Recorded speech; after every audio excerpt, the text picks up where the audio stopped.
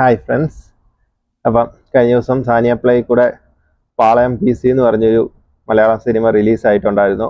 Cinema കണ്ടു കഴിഞ്ഞപ്പോഴേ എനിക്ക് മലയാളത്തിൽ കുറേ നാളായിട്ട് കോമഡി സിനിമ ഇറങ്ങുന്നില്ലെന്നുള്ളതിൻ്റെ ആ ഒരു പരാതി അങ്ങ് മാറിക്കിട്ടി.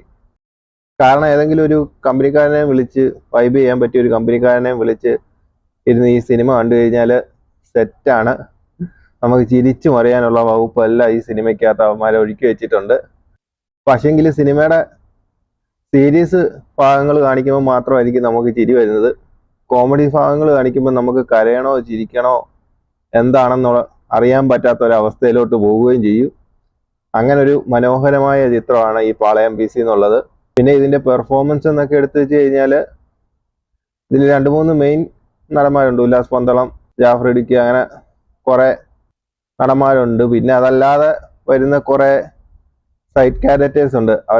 അവരുടെയൊക്കെ പെർഫോമൻസ് എന്ന് വെച്ച് കഴിഞ്ഞാൽ എന്നെയൊക്കെ പിടിച്ച് അഭിനയിപ്പിച്ച് കഴിഞ്ഞാൽ എങ്ങനെ ഇരിക്കുമോ അതേമാതിരി ഇരിക്കും. അത്ര നാച്ചുറലായിട്ട് അവർ അഭിനയിക്കുന്നുള്ളത് കൊണ്ട് ബാക്കിയുള്ളതെല്ലാം കണ്ടുകൊണ്ടിരിക്കാനും പറ്റും.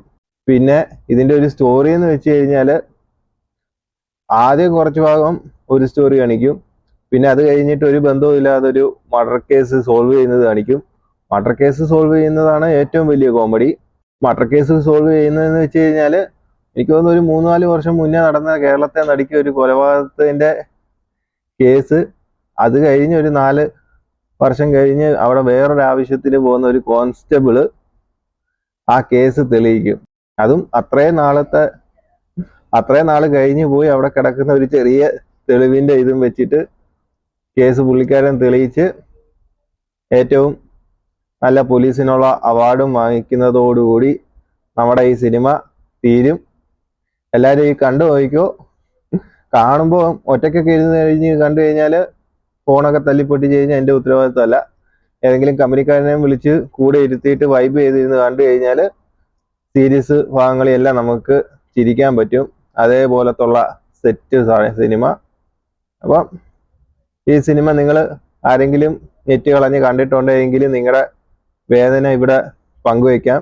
ഞാൻ എൻ്റെ വേദന പങ്കുവെച്ചു. അപ്പം അടുത്തൊരു വീഡിയോയുമായിട്ട് വീണ്ടും കാണാം. ബൈ. നീ എവിടെ പരിപാടി അവതരിപ്പിച്ചാലും ഇത് തന്നെയാണല്ലോ നിന്റെ വിധി.